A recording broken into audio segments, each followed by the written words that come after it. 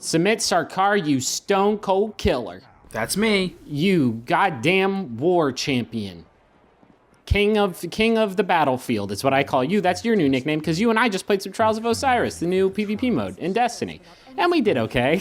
Yeah, but King of the Battlefield may be a little much. Yeah, maybe a little bit after people have seen what we're actually capable of. Maybe we don't deserve a war nickname. So here's how it works. You have to go see this guy, Brother Vance, pick up a Trials Passage, which you can pick up for like 100 Glimmer. It's not worth a lot. And the more wins you rack up before you get 3 losses, the better stuff you can get. So if you can get 7 wins, you get that new legendary weapon. 5 wins will give you access to that new chest piece. There's some really great gear to get. You can pick up these consumables for a new currency called Passage Coins that will help you rack up more wins. There's one that gives you a guaranteed win, one that forgives your first loss, because once you get 3 losses, your run is over. Kind of like the arena in Hearthstone, if you are familiar with that mode. And so, yeah, the idea is to get a bunch of wins and not many losses, and you have to have all your gear on point. I'm running with that Thorn. Got that ascended to the new maximum level. Got that Fellwinter's Lie, shotgun. My rocket launcher sucks, but I'm working on it. And yeah, just like Iron Banner, another event in Destiny, it scales with your level and the gear that you actually use. Unlike the typical Crucible, which sort of levels everything. So like a level 2 can hold their own against a level 30. And it doesn't support matchmaking either. That's what there's no matchmaking. Yeah, another thing, and I know that's pretty contentious, but honestly, after this first round, I would not have wanted to go in with randos. I would have. I honestly, Samit, I would have gotten too angry at them. Yes, I because agree. like we were. This is the most strategy I've maybe ever put into any shooter. And maybe it's just because it's built for that. Like it's a very strategic game type. But like I honestly don't think it would have worked. Like we were working together pretty much immediately. Well, maybe not immediately because if you paid attention, you realized that we lost 3 matches before this one. I may have edited this to make us seem like a little bit better than we actually are. Mm-hmm. But yeah, here's how it works. There's 3 on 3. If you can down the whole team, then you get the win, and it's first to 5 wins. And there's a small timer for the resurrection that gets longer, I believe, the more resurrections you do. And each match lasts, I believe, 2 minutes, maybe 2.5. I didn't actually time it out. And after that, there's a sudden death capture point that appears. But yeah, you can resurrect your fellow teammates, and your enemies can do the same. So you kind of want to stay on top of the people that you kill.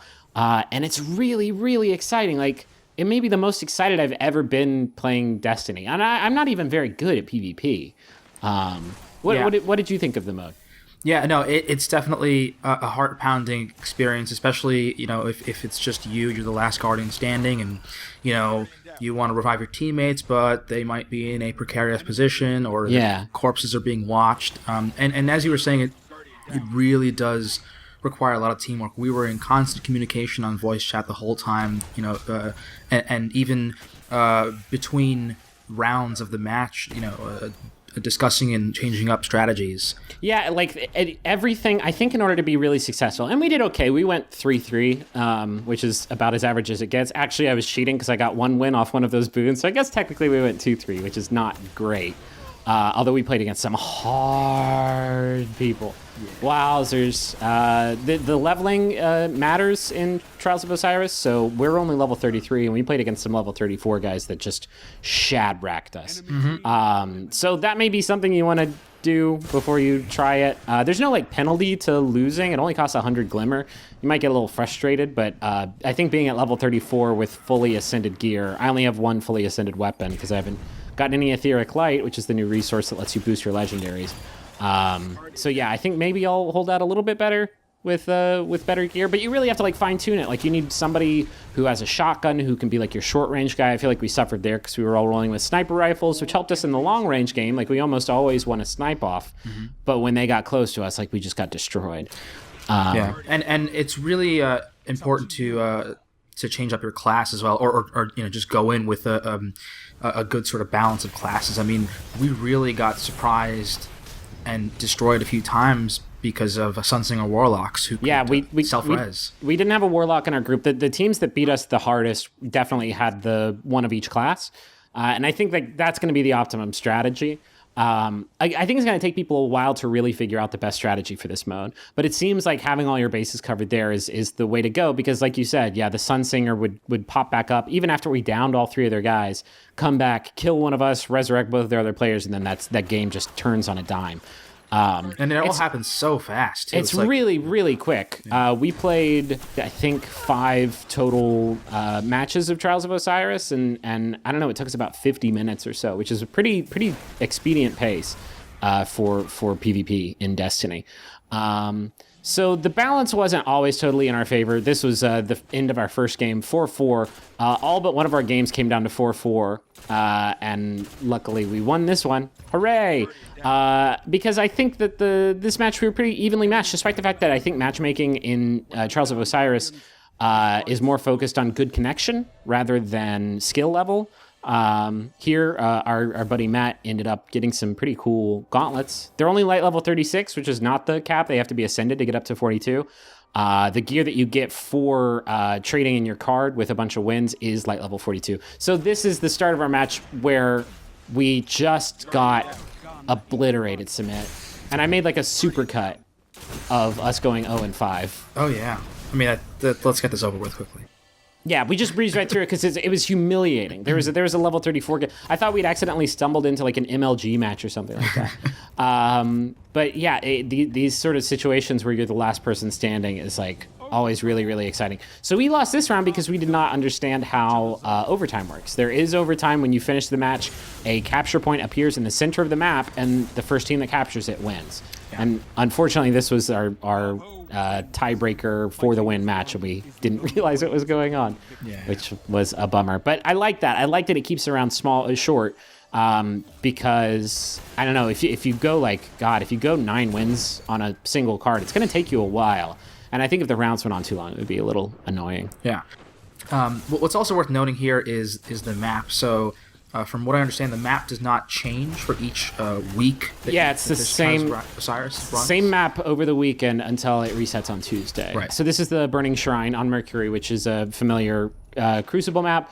This is the best thing I've ever done in Destiny. And I'm really happy I was recording when it happened, because it was our final game. We needed to win this game to win. It was 4-4. And I did this with my buddy Afridi's Spear. Oh my god. Oh, there it is. Boom goes the dynamite. Oh wait, what happened? Did the video reset and slow down? This must be, I think there's a Samit, I think there's a glitch in my computer because it keeps slowing down and showing off that shot. I don't mind. That was probably like the happiest a shooter has ever made me, like, because it's so clutch. Samit referred to it as being heart pounding earlier, and that's not like hyperbole. That's not PR. Like, I was literally like shaking. Like, I was very, very, very excited, because I don't know that the reward system of knowing that, like, if you lose this game, it's gonna be another another loss on your card. Is like really brutal. Like, you really don't want to lose any games. They recently, some players have made it 9-0, which is like a perfect record. And I won't spoil it, but there's an incredible reward you get if you can get a flawless victory. So like a single loss in that circumstance would be absolutely devastating. I imagine a player going 8 and then losing one game, like that would be the worst thing to ever happen to them in a video game. But yeah, it's really, really exciting there. I got my final trials package, ran it in for my reward, which was kind of shitty. Yeah. So yeah, this is Trials of Osiris. Like, it's another, Destiny is all carrots on sticks, right? This is like one of the first things in a long time that has been like a carrot that is not like, oh, I can't wait to get that Galahorn. It's like, I want to get better at Trials of Osiris and do better and get like this sweet looking gear. Maybe one day get that flawless victory, but definitely not unless I like hire people to help me out. Yeah. But yeah, it's really, really fun. And if you have House of Wolves, it's out right now, and it runs until Tuesday.